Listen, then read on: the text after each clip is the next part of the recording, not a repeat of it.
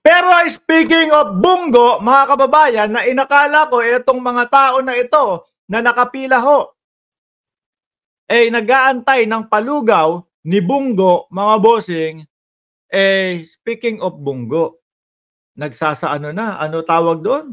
Nagsasahunyang muna yata itong si Bungo, mga kababayan. Kayo po, mga bossing, para po sa pangalawang topic natin, kayo po ba ay maniniwala na si Bongo po against sa Pogo? No? Kayo po ba ay maniniwala dito sa sinasabi ni Senator Bungo na ako po'y mismo noon pa, dati pa daw ho, mga kababayan, against po ako sa Pogo? Sabi ni Mr. Juan Simus, 0510, Onesimus, hindi. Sabi niya dito, ako po'y mismo noon pa, against po ako sa Pogo. For the record, ayoko rin ng Pogo, sabi ni Senator Bungo, mga kababayan.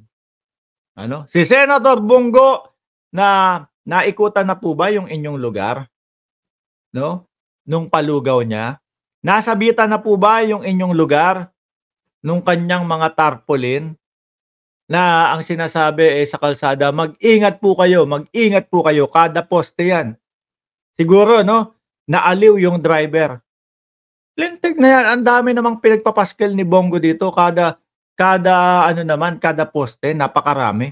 Bilangin ko nga, binilang, 1, 2, 3, 4, ayun, bumunggo.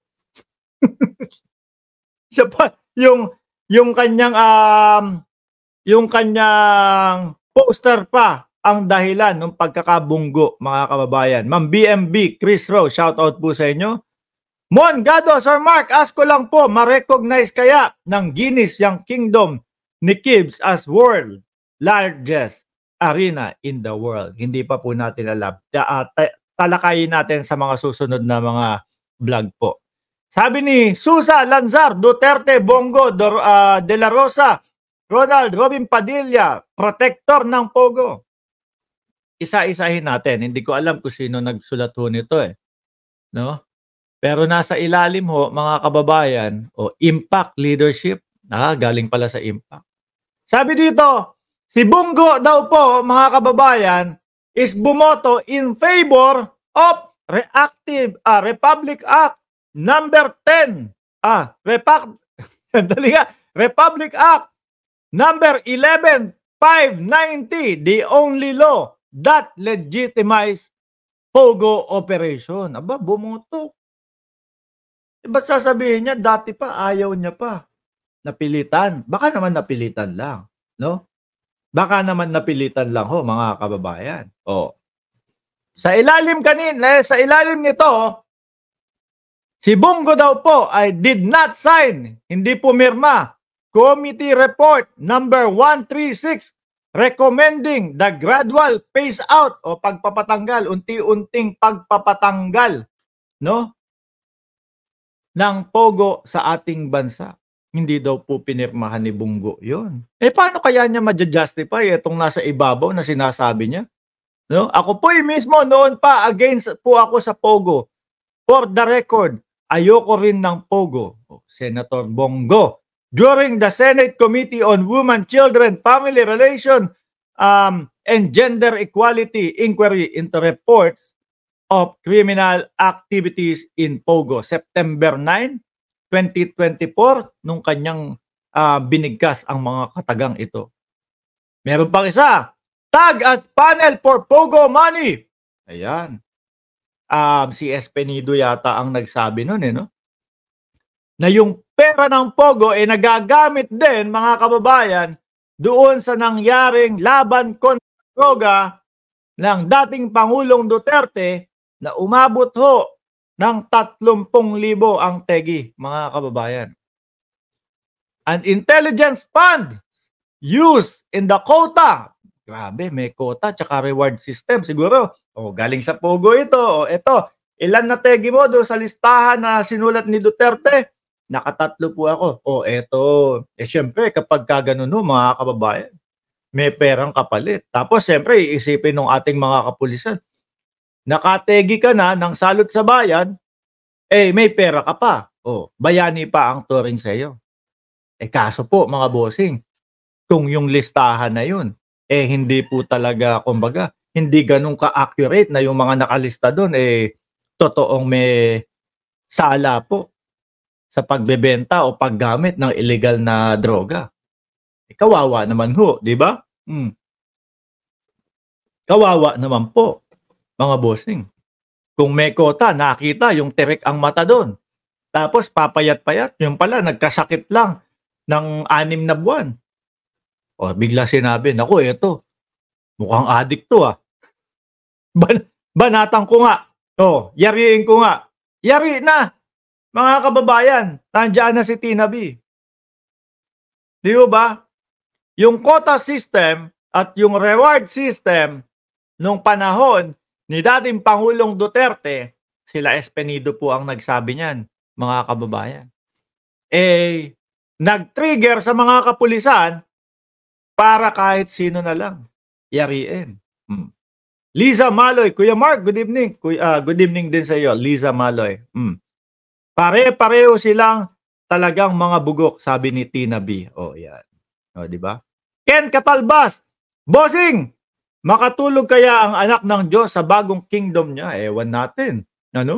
Dahil hindi ko alam kung nag-convert na ng NPA si Kibuloy. Dahil balot na balot po, mga kababayan di ba ang sabi niya? Nako, wag niyo akong sisihin. Kasi pinag-aagawan ako ng mga babae. Yung gwapo naman ho talaga si Kibuloy, mga kababayan. Maputi pa ho. Yung mga kakosa natin do sa Oblo, mahilig po sa makinis, maputi yung mga yun.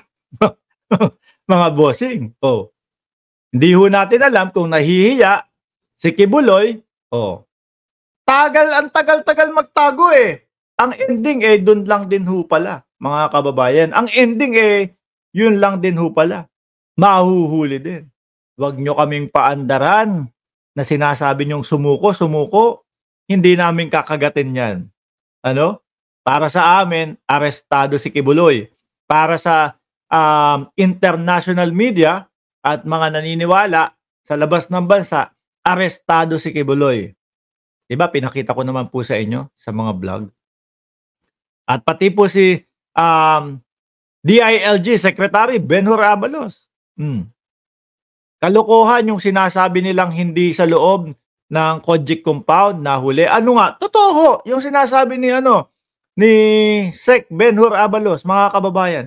Kung nasa labas yan, hindi susuko yan. Ang habang panahon na sinabi niya, hindi ako papahuli ng buhay. Kung nasa loob man yan, tapos yun, lumabas pa? Tapos sabay sumuko? Kalokohan yun.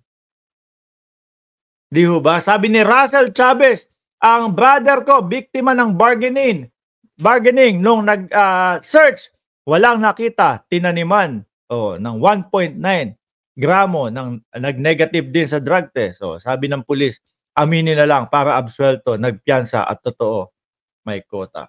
Biruan nyo po yun, mga kababayan. Sabi ni Ramon, 72, bossing, diamond din ba ang doorknob ng selda? Pwede po nilang i-request yun. Total, uto-uto itong mga Kojic supporter, sabihin nila, ito, lagyan nyo yung lagyan nyo yung diamond palibot. Gamitin nyo yung pera ko. Diyan sa mag-withdraw kayo sa bank account ko. Nakalimutan ni Kibuloy. Nakalimutan ho ni Kibuloy na nakapress pala lahat. Anyway, mga kababayan, Bongo. Kayo ho, comment nyo na lang dyan kung kayo ho ay maniniwala kay Senator Bongo. Next year, election na ho kasi, mga bossing. So, kailangan kung saan yung majority, doon sila pupunta at doon sila hihiling upang sa ganun, makuha ang boto, mga kababayan. Si Bongo.